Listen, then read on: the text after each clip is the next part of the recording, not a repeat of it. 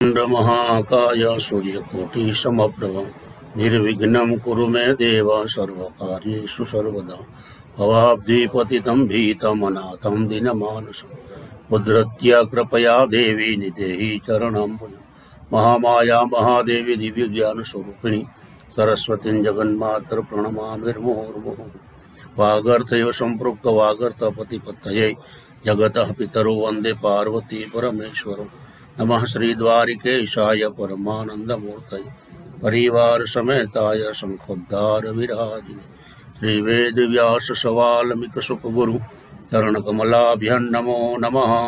हरये नमः परमात्मने नमः। सभी को सादर नमस्कार।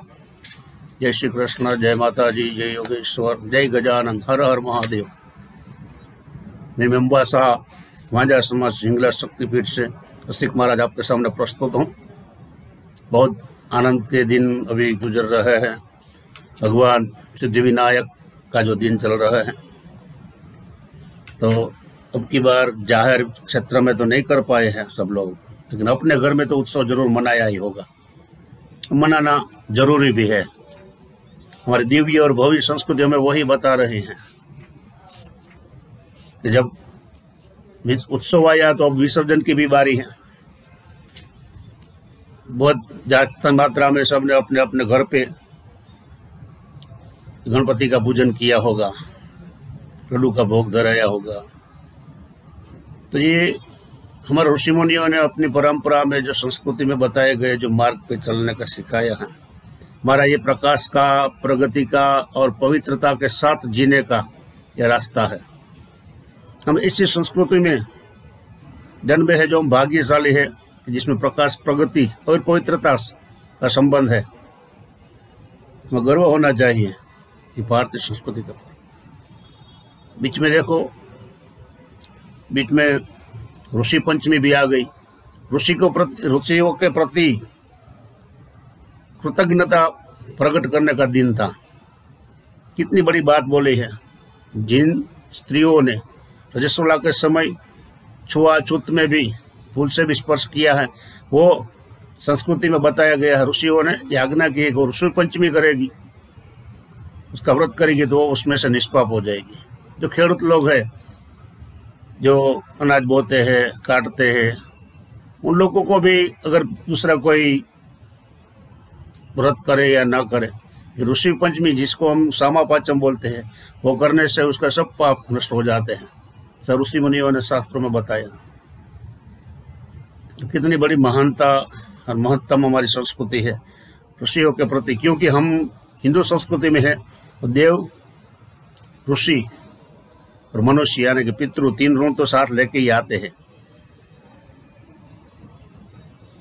तो ऋषि की परंपरा में जो ऋषि पंचमी आई है, बीच में बापा का ये गणेश उत्सव भी चालू था, तो उसमें दो बातें रह गई थी। राधाष्टमी भी आई है। तो पहले हम गणपति उत्सव का जो विसर्जन का दिन आ रहा है, तो विसर्जन की बात करेंगे। दूसरे वीडियो में हम राधाष्टमी की बात करेंगे। क्योंकि एक मित्र ने, जो मेरा बड़े भाई समान है, उसने बोला महाराज जी राधा जी के विषय में तो कुछ चिंतन रखना। बोला ठीक है, जो राधा रानी प्रेरणा करेगी वो बोलेंगे, लेकिन पहले बापा का जो दिन है उसके लिए हम हमारा चिंतन प्रकट करते हैं कि अब सर्जन मतलब के पूजन हुआ, स्थापना हुई। एक बात तो तय है, जिसका सर्जन होता है उसका विसर्जन भी तय ही है। ये हमारे बनाए हुए जो है वो हमारे हाथों से ही सर्जन और विसर्जन होता है। भगवान ने जो भी बनाया है उसका भी एक अवधि होती है सर्जन की और विसर्जन की। देखो, भगवान ने, ईश्वर ने मानव जात बनाई है, तो मानव भी जन्मते हैं और मरते हैं। लेकिन हमारी संस्कृति ने हमने बताया है, भगवान ने गीता में भी बताया है, परिवर्तन संसार का नियम है। साइंस ने बताया है कि 3 महीने में हमारी पूरी की पूरी चमड़ी बदल जाती है। हर रोज लाखों करोड़ों हमारे शरीर के अंदर जो कोशों वो बदलते हैं। परिवर्तन होता है हमारे शरीर में भी। तो परिवर्तन संसार का नियम है, वो सिद्धांत है। पहले से सिद्धांत को जागृत रखने के लिए ही कथाएं बनाई गई थी। सिद्धांत मूलभूत जो है वो भूला ना जाए। सिद्धांत को लोग समझ सके इसलिए कथा वार्ता में सिद्धांत को ट्रू यानी प्रूफ करने के लिए ये सब कथाएं हुई है।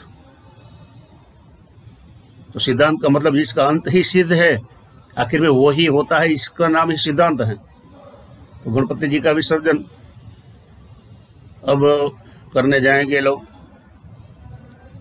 तो कहने का मतलब है गणपति बापा के पहले हम देख गए कि उसका क्या क्या गुण धर्म है। गणपति जी का मूर्ति हमें क्या बता रही है। ने पहले भी बोला घर का जो मुखिया है वो गणपति है, चेयरमैन कम्युनिटी का गणपति है, मेयर, सरपंच, प्रमुख, ये सब गणपति का ही स्वरूप बताया गया। लेकिन गणपति बापा ने खुद ने अपने हाथ में क्या रखा है। एक हाथ में फरसा है, दूसरे हाथ में अंकुश है, तीसरे हाथ वरद मुद्रा है, चौथा हाथ में लड्डू है। वो हमें क्या संदेश पहुंचा रहे हैं। मेरा तो चिंतन यही है, फरसा इसलिए है हमें दुर्बुद्धि को दूर करे, नेगेटिविटीज को काटे, खराब संगत को काटे, है जो जो दुर्गुण है उसको काटे फरसा से। अंकुश है हम मनोनिग्रह करें, इंद्रिय के ऊपर अंकुश लगाए, वाणी में वर्तन में अंकुश में ही रहे, मतलब मर्यादा में रहे, अमर्यादित कुछ न हो। इसको काटने की बात नहीं है, मर्यादा में मतलब अंकुश में रखने की बात है। तीसरा वरद मुद्रा है कि दूसरा को देख करके खुश होना है, आशीर्वाद देना, अच्छा भगवान तेरा अच्छा करे, जलेस नहीं होना है। दूसरे का सुख देख करके खुश होना है, जलना नहीं है, तभी तो हम आनंद में रह पाएंगे, वरना तो जलेसी होगी। दूसरों को आशीर्वाद दो, दूसरे की भलाई में तो हमारी भलाई, दूसरों का अच्छा सोचो तो भी हमारा अच्छा होगा ना, क्योंकि एक विचार है ना। जैसे दुनिया गोल है वैसे एक विचार छूटेगा आपके मन में से तो वापिस आपके पास ही आएगा। जैसे एक उंगली ऐसे दिखाई देती है, 3 उंगली हमारी तरफ होती है, वैसे एक अच्छा सोच, अच्छी विचार आपने छोड़ा, दिया समाज को, तो 3 गुना अच्छा आपके पास आएगा। गाली भी दी तो 3 गुनी गाली भी मिलेगी। वरद मुद्रा का मतलब कि दूसरे का देखकर खुश होना और उसको सपोर्ट करना, अच्छा काम करो, हम भी खुश हैं, हम भी आपके साथ हैं। और चौथा हाथ में है लड्डू। लड्डू का मतलब क्या, हम लड्डू को संस्कृत में मोदक बोला है। तो मोदक यानी कि लड्डू ही खाना हर रोज ऐसी बात नहीं है, जिसको अच्छा लगे वो तो अच्छी बात है। गुड़ और गेहूं का आटे का जो बनता है वो तो वैसे भी स्वास्थ्यवर्धक है, घी वाला लड्डू। लेकिन मोद का मतलब है आनंद, हर रोज के लिए आनंद में रहो। को मतलब कर तले, हाथ में ही आनंद रखो, अपने हाथ में ही। क्यों? आनंद आपको दूसरा कोई दे ही नहीं पाता है साहब। आनंद अपने आप को ही पाना है, अपने आप को ही सर्जन करना है आनंद का। आनंद में रहने के लिए दूसरे के ऊपर डिपेंड नहीं रहा जाता, दूसरे के आधार पर आनंद हमें प्राप्त नहीं होता है। 2-3 चीजें जो है आनंद और शांति वो बाजार में से बिकी हुई नहीं मिलती। आनंद अपने आप में ही है, तो वो आनंद हमें प्राप्त करना है। तो देखो नेगेटिविटीज को मारेंगे, मतलब काटेंगे फरसा से, ऐसा संदेश से अंकुश में रहेंगे, दूसरों का देख के खुश होएंगे और आनंद मग्न रहेंगे। किसी भी परिस्थिति हो हमारा सोच बुरी नहीं होनी चाहिए, किसी भी परिस्थिति में आनंद में रहना है। क्योंकि इतनी सारी बातें सुन के हम एक निर्णय पर आए हैं, हर एक समस्या का समाधान समय ही है। अब रोओगे हंसोगे। एक नाव में बैठे हो, समुद्र में जाते हैं, मौजा आते हैं, नाव हिलती डुलती है, तो हम भगवान का नाम लेगा तो भी ऐसे ही पास होगी, रोएगा तो भी वैसे। अपने हाथ में है कि आनंद से संसार को पार करना है या रोते रोते क्यों दुखी होना है। आनंद में जाओगे तो आनंद ही मिलेगा, रोएगे तो रोने का भी मिलेगा, होना नहीं है।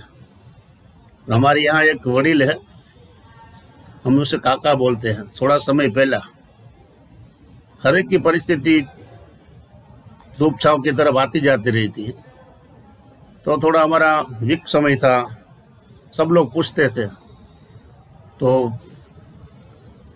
हम तो इसे बोले बोले सब बता देते हैं, ऐसा हुआ ऐसा तकलीफ है। उन काका ने हमें बताया, चाचा ने, कि महाराज कोई पूछे कि कैसे हो, बोला बहुत बढ़िया आनंद में हूँ।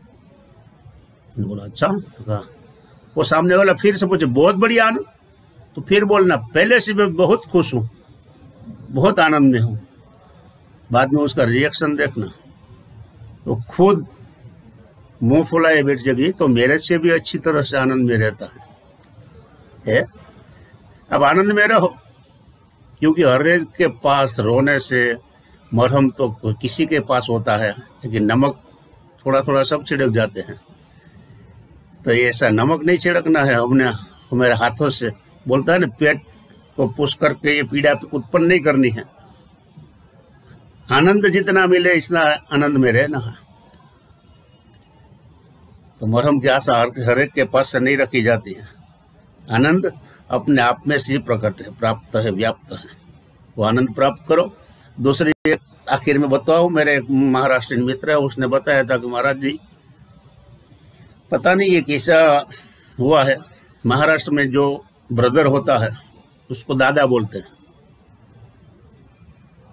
अच्छा, जो भाई होता है, मतलब जिससे भाई बोला जाता है, वो वहां का गुंडा होता है। भाई का आदमी आया, और गणपति जी को बापा बोला जाता है। लेकिन एक बात जरूर तय है कि भाई बापा से डरता जरूर है। क्यों? अगर भाई का आदमी आएगा तो कुछ बाहर निकाल देगा, धाक धमकी करेगा, ये करेगा, अगर कुछ कागज है फाड़ देगा, तोड़ देगा। लेकिन बापा का आदमी आएगा तो वो ऐसा फाड़ेगा कि आप ज्वाइंट भी नहीं कर पाओगे। पापा का आदमी यानी चूहा, अगर एक दफा आ गया तो ऐसा फाड़ेगा, कपड़ा हो या कागज हो, वो आप ज्वाइंट नहीं कर पाएगा। भाई का आदमी शायद करेगा तो आप ज्वाइंट कर सकते हो, समाधान हो सकता है। लेकिन बापा का आदमी, और इन दिनों में तो बापा का आदमी को देखकर भाई भी डर के हमारे इधर उधर होता है। अरे बापा के नाम लेकर के भाई भी डांडिया लेकर के गणपति बापा मोरिया, गणपति बापा मोरिया है। ओम गणपते नमो नमः, सिद्धि विनायक नमो नमः, अष्ट विनायक नमो नमः, गणपति बापा मोरिया, गणपति बापा मोरिया। तो ये आनंद उठाने का एक तरीका है। कहने का मतलब बापा तो बापा ही है, उसके पास तो केवल हाथी का सर ही है, लेकिन हम तो पूरे का पूरा हाथी ही है, क्योंकि पास्ट में ही जीते हैं। सोचते हैं किसी के बाद हमारे पास जमीन जागीर हाथी, हमारे पास प्रॉपर्टी हाथी, हमारे पास बड़ी गाड़ी हाथी है, बड़ा मकान हाथा। कहने का मतलब जो हम पास्ट में रहते हैं तो हम हाथी है। इसीलिए बापा ने अंकुश रखाया अपने हाथ में और बोला है कि सब पर अंकुश रखो, पास्ट में नहीं, प्रेजेंटेशन में जियो। पास्ट को याद कर करके दुखी क्यों रहे हो?